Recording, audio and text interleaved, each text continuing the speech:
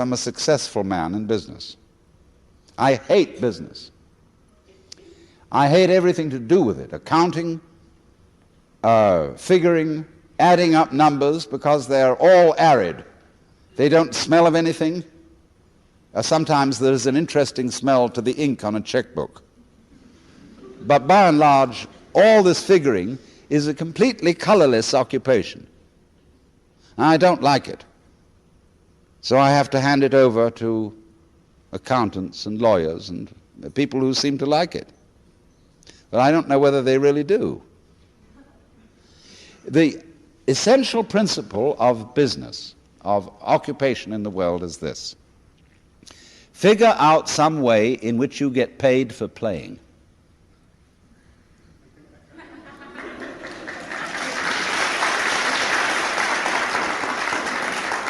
When I was quite young, I forget the exact age, I made a solemn vow, which was that I would never accept a job.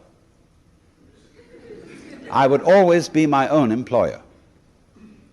And curiously, there are very few roles in life which provide this possibility. The successful artist, writer, and sometimes musician, sometimes the independent consultant, can occupy this role. I mean, he may be a scientific consultant. But by and large, almost everybody seems to be compelled to take a job with a corporation. It's very difficult indeed these days to run a small business where you're your own boss, because you have to employ an enormous staff of people to keep track of the paperwork. I know a person, for example, who has a farm where he raises avocados. And the Department of Commerce visited him with a stack of forms this thick, which he had to fill in. Well, he got tough and said, "I haven't the faintest idea what to fill into these forms." And he said to the agent of the Department of Commerce, "You fill them in." And he made that man sit down and go through the whole procedure of filling in these forms. Because he said, "I don't have the time. I'm raising avocados. That's my business. And as to all this paperwork, well, to hell with it." And the same situation prevails not only in business, but also in the university and in the hospital. One of my favorite doctors told me the other day that he spends only 1/3 of his working hours practicing medicine. The rest is in recording, accounting, filling in reports. And it's the same in every hospital. Paperwork endlessly, because the record of what you do is more important than what you do. Write it down, and then it's real. And so, for the same reason, a lot of people don't believe they exist until they see their activities reported in the newspaper.